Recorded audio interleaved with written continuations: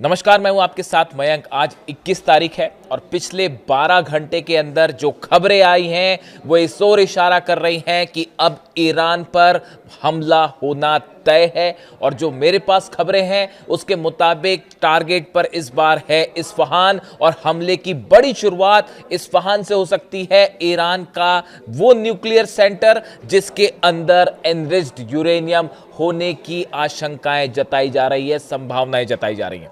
देखिए, 3 बैठक हुई। मैं आपको आज विस्तार से 2-3 मुद्दों पर बात करूंगा, लेकिन पहले 3 ऐसी बैठकें हुई हैं पिछले 12 घंटे के अंदर जिसपे ईरान पर हमले का प्लान तैयार हो चुका है। सबसे बड़ी बैठक हुई है ब्रैड कूपर और जनरल डैन केन के बीच। ब्रैड कूपर जो कि सेंटकॉम के चीफ है, जो हमले करती है यूनिट ईरान के ऊपर हमले करती है जो अमेरिकी सेना, सेंटकॉम जो है उसके चीफ, और दूसरे डैन केन जो chief of joint of staff है अमेरिका के। इन दोनों के बीच बैठक हुई है और हमले का प्लान लॉक कर दिया गया है कि कहां कहां हमले होने हैं। खार्ग आइलैंड पर, केशम आइलैंड पर कैसे हमले होंगे, इस्फहान पर कैसे हमले होंगे, क्या ग्राउंड ऑपरेशन होगा नहीं होगा, ये प्लान तैयार है। इसके अलावा दूसरी बड़ी बैठक होती है अमेरिका और इजराइल के अधिकारियों के बीच। इसमें नेतन्याहू भी शामिल थे और बड़ा प्लान तैयार हुआ कि इजराइल कैसे हमले करेगा, अमेरिका कहां से हमले करेगा, इसको लेकर प्लान तैयार हुआ। उसके बाद तीसरी बैठक होती है नेतन्याहू की अपने आर्मी के ऑफिसर्स के साथ, जिसमें यह प्लान तैयार किया गया है कि अमेरिका किस तरह से स्ट्राइक करेगा। और अब यह तय है, जो खुफिया एजेंसी जिस ओर इशारा कर रही है कि ईरान पर हमला अब तय हो चुका है। लेकिन इस बीच 2 बड़ी खबरें। देखिए, आखिर इतना वक्त क्यों लगाया अमेरिका ने ईरान पर हमला करने को लेकर, एक बहुत बड़ा खुलासा हुआ है। जब ये जंग हुई, करीब 40 दिनों तक ये जंग चली सीज फायर के पहले, उस दौरान लगातार इस तरह की खबरें आई कि ईरान ने जो है वो अमेरिका के कई जेट्स गिरा दिए हैं। खबरें आ रही थी कि अमेरिका के 10 जेट गिरे हैं। फिर उसके बाद खबरें आई कि अमेरिका के 13-14 जेट्स गिर गए हैं। अमेरिका के अखबार, यूरोप के अखबार, हिंदुस्तान का मीडिया इस तरह के दावे कर रहा था कि 10 से 12 अमेरिका के जेट गिरे हैं। उस जंग के बीच में एकमात्र हिंदुस्तान का ये पॉडकास्ट चैनल, मैंने ये दावा किया था कि 25 से 30 अमेरिका के जेट तबाह हो गए हैं। आप मेरा वीडियो उठा के देख लीजिए। मैंने डंके की चोट पर यह दावा किया था कि अभी आप 25 से 30 गिरने की बात है, लेकिन जब ये जंग खत्म होगी उसके बाद जो आंकड़े आएंगे उसको सुनकर आप हैरान रह जाएंगे। और कल अमेरिका की कांग्रेस, मैं अब किसी एजेंसी की बात नहीं कर रहा हूं, अमेरिका की संसद की एक फैक्ट फाइंडिंग कमिटी जो थी, जो रिसर्च कर रही थी, उसने ये बात कही है कि अमेरिका के 42 जेट, 42 जेट्स ईरान ने तबाह किए हैं इस जंग के बीच। ये दावा अमेरिका की संसद की वो कमेटी जो है वो कर रही है। रिसर्च सर्विस रिपोर्ट जो है उसमें आई है। देखिए खबर क्या है, देखिए, US congressional research service report acknowledged that 42 American aircrafts were destroyed और damaged during the war on Iran. America की संसद की जो कमेटी है, रिसर्च सर्विस रिपोर्ट जो दे रही है, इसमें यह दावा कर रही है कि 42 जेट अमेरिका के जो है वो हिट किए ईरान ने, और एक्चुअल नंबर इससे भी ज्यादा हो सकता है। मैंने आपको कहा था, देखिए बड़ी सारी चीजें ऐसी होती हैं, जब आप जंग में किसी चीज का एनालिसिस करते हैं तो आपको बहुत सारी चीजों का डेटा अपने पास रखना पड़ता है।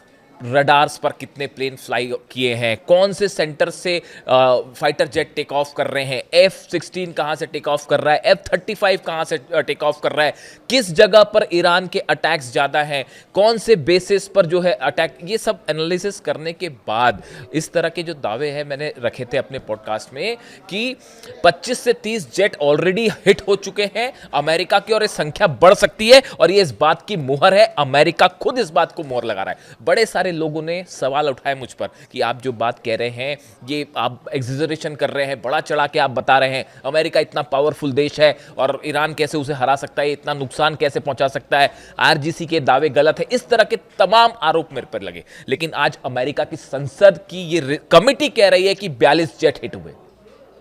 खबर एक बार फिर सच साबित हुई। जब ये जंग शुरू हुई थी तब भी ये सवाल उठते थे कि आप जो है ईरान को बढ़ा चढ़ा के दिखा रहे हैं, आप ईरान कैसे मुकाबला करेगा अमेरिका। मैंने तब भी कहा था, बार बार मैं ये बात रिपीट कर रहा हूं कि शाहिद ड्रोन और ईरान की मिसाइल्स बेहद घातक साबित होंगी, और देखिए वही हुआ। और अब ये एक और दावा साबित हुआ है 42 अमेरिकन जेट्स का। दूसरी बड़ी खबर, ये तो अभी अभी की बात है, ज्यादा पुरानी नहीं है। यूएई के न्यूक्लियर सेंटर पर, न्यूक्लियर प्लांट पर अबू धाबी में हमला होता है। इस हमले के बाद अगले दिन मैंने आपको वीडियो बनाया था, आपको याद भी होगा, अभी 2-3 दिन पुरानी ही बात है।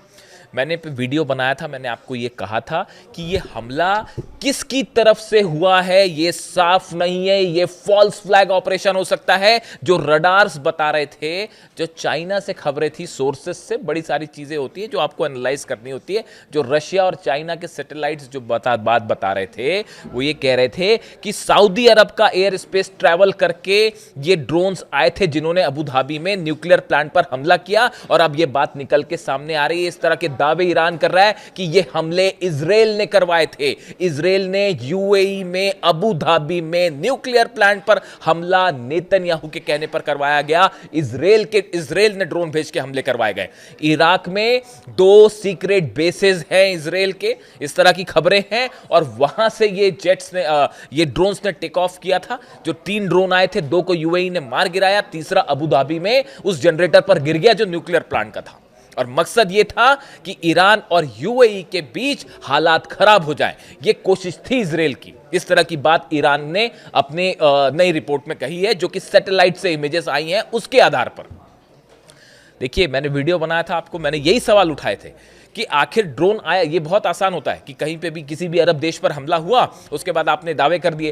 भाई, ईरान ने कोई क्लेम नहीं किया, आईआरजीसी की तरह आपको पैटर्न भी समझना पड़ेगा।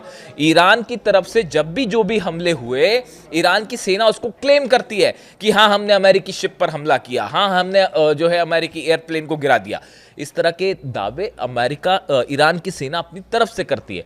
लेकिन यूएई पर जब हमला होता है, न्यूक्लियर सेंटर पर जब हमला हुआ, न्यूक्लियर प्लांट के बीच, एक तो अचानक से बीच में हमला हो गया, कुछ इस तरह की कोई घटनाक्रम तो था नहीं, लेकिन वो हमला हो जाता है। उसके बाद आईआरजीसी की तरफ से कोई बयान नहीं आया, यहां तक कि यूएई ने भी कुछ नहीं कहा कि ये ईरान ने हमला किया या नहीं किया। इस तरह की खबरें आ रही थी कि हूती ने करा दिया होगा हमला, इस तरह की खबरें चल रही थी। लेकिन देखिए, कोई भी चीज़ छुपती नहीं है। सैटेलाइट्स जो है चाइना के भी, रशिया के भी, वो एक एक चप्पे चप्पे पे मिडिल ईस्ट पे है, और हर चीज़ जो निकल के सामने आ जाती है। और अब जो बताया जाता है कि इसको समझने के बाद जो चीज़ें निकल के आई कि ये हमला इजराइल की तरफ से करवाया गया था, ऐसा दावा ईरान कर रहा है। देखिए, इंटरेस्टिंग बात देखिए। और यूएई में न्यूक्लियर सेंटर पर जब हमला हुआ, उसके बाद जब ये स्थिति बनी कि डोनाल्ड ट्रंप का बयान आता है, क्या बयान आया कि भाई मैं हमला करने जा रहा था, हम तैयार थे हमला करने के लिए, लेकिन सऊदी ने कहा, कतर ने कहा और यूएई ने कहा, इसलिए मैंने हमला टाल दिया। अब आप खुद सोचिए, अगर यूएई के न्यूक्लियर पावर प्लांट पर ईरान ने हमला करवाया होता, तो यूएई अमेरिका को हमला करने कहता या रोकने कहता? लेकिन यूएई की तरफ से बताया जाता है कि हमला रोकने के लिए कहा गया अमेरिका को। वजह यह थी कि यूएई के पास भी यह सबूत थे कि यह हमला ईरान ने नहीं किया और यह फॉल्स फ्लैग ऑपरेशन था। मैंने अपने वीडियो में मैंने आपको बात बताई थी कि अरब देशों को ईरान से भिड़ा के इस पूरे इलाके में अपना प्रभुत्व जमाने की कोशिश हो रही है, और कौन कहां कैसे हमला कर रहा है इसके बारे में कोई साफ रिपोर्ट सब तक सामने नहीं आई। आप विश्वास मत कीजिए। और देखिए, वही बात निकल के सामने आ रही है। दूसरा बड़ा दावा जो है वो सही साबित हो रहा है कि फॉल्स फ्लैग ऑपरेशन था। अब देखिए, तीसरी बड़ी बात, ये जो हमले बार बार जो खबर आ रही है कि हमले जो हैं होने जा रहे थे, लेकिन इतना टाइम डोनाल्ड ट्रंप ने क्यों लिया? इसकी बहुत बड़ी वजह है ये जो 42 एयरक्राफ्ट गिरे हैं अमेरिका के या हिट किए ईरान ने। इसके बाद अब रिपोर्ट ये है पेंटागन की कि अगर अमेरिका के जेट्स हमला करते हैं तो बड़ी संख्या में रशिया ने और चीन ने अपना defence system, defence missiles provide कर दी हैं ईरान को इस सीज फायर के दौरान। ऐसी खबरें हैं। और ईरान ने अमेरिकन जेट्स का एक एक मूवमेंट जो है वो समझने की कोशिश की कि अमेरिकी जेट जब हमला करते हैं तो वो कहां से टेक ऑफ करते हैं, कितना मिनट लेते हैं हमला करने में, उनमें हवा में रिफ्यूलिंग कब की जाती है, कितने समय तक फ्यूल अवेलेबल होता है, रिफ्यूलिंग कैसे होती है, कौन से जेट रिफ्यूलिंग करते हैं, जो जेट रिफ्यूलिंग करते हैं KC-135 वो कहां से उड़ते हैं, इन्हें राउंड अबाउट लेने में कितना टाइम लगता है। एक एक चीज की जानकारी ईरान के पास है और पेंटागन को यह पता है कि अगर अब की बार हमला होता है तो हो सकता है ये 42 इस बार गिरे, अगली बार 100 से ज्यादा अमेरिकन प्लेन्स गिर जाएं। बिल्कुल आश्चर्य की बात नहीं होगी। एक एक चीज की ईरान ने एनालिसिस करके बैठा। ईरान की अगर हमला होता है तो कैसे अमेरिकन जेट्स गिराए जाएं, और इसकी हरी झंडी जानते हैं आप कहां से आई है? बीजिंग से आई है। देश के दो शक्तिशाली नेताओं की बैठक होती है, पुतिन और जिनपिंग की। उसमें विस्तार से बात हुई है कि कैसे अगर अमेरिका ने हमले किया है तो अगर हमला करता है अमेरिका तो कैसे इस बार डोनाल्ड ट्रंप की एयरफोर्स को तबाह करना है। इसका प्लान बीजिंग में तैयार हो चुका है। देखिए, मेरे पास कोई सोर्स नहीं है इस बात को प्रूफ करने का। मुस्तबा खामेनी की बताया यह जाता है कि पुतिन और जिनपिंग ने इस मीटिंग के बीच में मुस्तबा खामेनी को फोन लगाया गया और यह तय किया गया है कि आगे क्या करना है। संभवतः एक खबर बाहर आएगी तो उसके बारे में हम डिटेल में ऑथेंटिक जैसी ये खबर सामने आ जाएगी तो बात करेंगे। मैं रिपीट करता हूं आपको, पुतिन और जिनपिंग की मुलाकात के बीच ऐसी खबरें हैं कुछ खुफिया सोर्सेस से, मुस्तबा खामेनी को ईरान फोन लगाया गया, सुप्रीम लीडर को, और उनको बताया गया कि अगर हमला होता है तो क्या किया जा सकता है। कल मुस्तबा खामेनी का बयान आया है कि या तो हम शहीद होंगे या हम जीतेंगे, हम सरेंडर नहीं करेंगे। और ये पुतिन और जिनपिंग के बयानों के बाद आया है। आप जिनपिंग और पुतिन के बयान देखिए कि वो क्या कह रहे हैं। पुतिन का बयान ये आ रहा है, उन्होंने इस बात को साफ कर दिया है। देखिए, यूरेनियम को लेकर बातचीत कर दी गई है, जो ऑप्शन है वो सामने रख दिया गया है और ये डेड एंड है, आखिरी ऑप्शन है बस, कि अगर यूरेनियम रूस को दे दिया जाए, शायद हो सकता है ईरान इसके लिए तैयार हो जाए। लेकिन सवाल यह है कि क्या ट्रंप तैयार होंगे? न्यूक्लियर मुद्दे को लेकर ईरान और अमेरिका के बीच किसी तरह की कोई बातचीत अभी आगे बढ़ती नहीं दिख रही।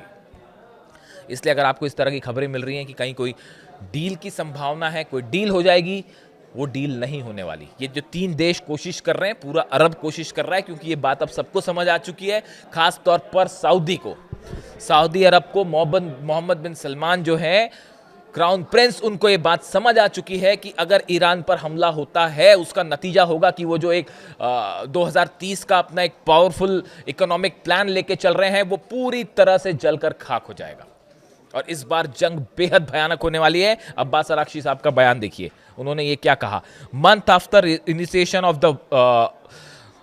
after initiation of war on Iran, US Congress acknowledges loss of dozens of aircraft worth billions. Our powerful armed forces are confirmed as first to strike down a touted F-35. Abbas Araghchi साहब ने कहा कि भैया हमारी जो सेना है उसने पहली बार जो F-35 जिसके बड़े गुणगान गाए जाते थे, हमने पहला F-35 डाउन किया है और ये ईरान की सेना ने कर दिखाया। इसके साथ ही उन्होंने कहा, with lessons learned and acknowledge we gained return to war with features में मोर सरप्राइजेस। उन्होंने कहा कि आने वाले समय में हम और बड़े सरप्राइजेस दे सकते हैं। ये इशारा है एक बार अब्बास अराक्ची साहब विदेश मंत्री का ये कहना। बार बार देखिए ईरान की तरफ से बात कही जा रही है कि अगर अमेरिका ने हमला किया तो बड़ा सरप्राइज दिया जाएगा। ये बड़ा सरप्राइज क्या हो सकता है? क्या ये बड़ा सरप्राइज, ये जो 42 जेट गिरे, क्या इसी अंदाज में डिफेंस सिस्टम के जरिए जवाब दिया जाएगा? क्या बाबल मंदेब बंद कर दिया जाएगा, या फिर उस मिसाइल्स का इस्तेमाल किया जाएगा जिनकी रेंज पिछली मार के मुताबिक और ज्यादा है? और क्या नए ठिकाने निशाने पर होंगे? अरब तो पूरा जलेगा ही जलेगा, इसमें तो कोई शक ही नहीं है। तो ये इस ओर इशारा कर रहा है कि अगर जंग है तो अगर जंग होती है, अमेरिका हमला करता है, तो इस बार शायद पिछली बार के मुकाबले और घातक जंग देखने को मिले। इसमें कोई शक नहीं है कि कम से कम मिडिल ईस्ट में अब वर्ल्ड ऑर्डर बदल चुका है। यहाँ पे पुतिन, जिनपिंग और ईरान की परमिशन के बिना अब किसी तरह का कोई फैसला नहीं दिया जा सकता। हॉर्मुज में दोनों के जहाज आमने सामने खड़े हुए हैं। ईरान ने ऐलान कर दिया है कि पूरे हॉर्मूज पर अब हमारा अधिकार होगा। पहले तो हमने छोड़ रखा था, यहाँ से इंटरनेशनल एरिया छोड़ रखा था जहाँ से जहाज़ निकल रहे थे, लेकिन अब यहाँ से कोई भी जहाज़ हमारे नियमों के मुताबिक ही क्रॉस होगा और जैसा ईरान की सेना चाह रही है उसके मुताबिक ही क्रॉस होगा। बात नंबर 1। बात नंबर 2, जेडी वेंस का एक बयान आया है। जेडी वेंस ये कह रहे हैं कि अगर ईरान के पास परमाणु बम आ गया तो और देश भी परमाणु बम बना लेंगे। जैसे सऊदी अरब कहता है कि अगर ईरान ने किसी तरह का कोई एक्सप्लोजन किया तो हम भी फौरन करेंगे। यानी हकीकत यह है कि पूरे मिडिल ईस्ट में इस समय एक तरफ डोनाल्ड ट्रंप है और इजराइल है और दूसरी तरफ अरब देश हैं जो कि हमला करने के पक्ष में नहीं है, और तीसरी तरफ जो है ईरान है, रूस है और जिनपिंग है। और इन तीनों का पलड़ा बहुत भारी है इस समय, और किसी भी तरह का हमला डोनाल्ड ट्रंप के लिए बड़ा नुकसानदेह साबित हो सकता है, खासकर उनके मिड टर्म पोल्स के लिए जिसमें उनकी हार तय मानी जा रही है। कल तो ये प्रस्ताव भी उनके खिलाफ जो है पास हो गया सीनेट में, और कई रिपब्लिकन सांसद जो है उन्होंने अगेंस्ट जाके वोटिंग दे दी, जो कि लिमिट करते हैं अमेरिका के राष्ट्रपति के अधिकारों को। यानी कुल मिला के हालात ये हैं कि एक तरफ जंग की बड़ी तैयारी पूरी हो चुकी है और इंतज़ार सिर्फ इस बात का है कि क्या आखिरी वक्त में किसी तरह का जो अरब देशों की तरफ से कोशिश हो रही है कि कुछ बातचीत शुरू की जाए या किसी डील तक पहुंचा जाए, क्या मामला उस दिशा में जाएगा या जैसा ईरान कह रहा है कि या तो शहीद होंगे या जीतेंगे। जो अपडेट होगा आप तक पहुंचाऊंगा। Thank you so much.